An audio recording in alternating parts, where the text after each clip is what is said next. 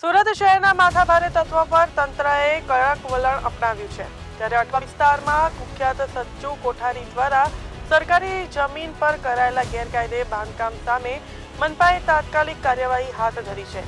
સચ્ચુ કોઠારીની દબાણ કરેલી મિલકત પર આજે મનપાની ડિમોલેશનની ટીમ બુલડોઝર ફેરવી દીધું હતું, તો સચ્ચુ કોઠારી સામે ખંડણી, મારામારી, ગુજસી ટોક સહિતના અનેક ગુનાઓ નોંધાયેલા છે અને તે અગાઉ પણ જેલ ભોગવી ચૂક્યા છે। ત્યારે તાજેતરમાં જ સરકારી જમીન પર દબાણ કરીને તેને દુકાનો ઊભી કરી હતી, જેમાંથી દર મહિને ₹7,000 થી 15,000 સુધીનું ભાડું વસૂલતો હતો। આ દુકાનોમાં ભંગારનો વેપાર, ગેરેજ સામાન અને પરફ્યુમ જેવી ચીજ વસ્તુઓની ખરીદી વેચાણ થતી હતી। ત્યારે પાલિકાની કાર્યવાહી દરમિયાન અઠવા પોલીસનો ચુસ્ત બંદોબસ્ત ગોઠવવામાં આવ્યો હતો, જેથી કોઈ અશાંતિ સર્જાય નહીં। મનપાએ દબાણ હટાવી સરકારી જમીનનો કબજો પાછો મેળવ્યો છે અને આગળ પણ આવા ગેરકાયદેસર બાંધકામ સામે કાર્યવાહી ચાલુ રાખવાની ચીમકી ઉચ્ચારી છે।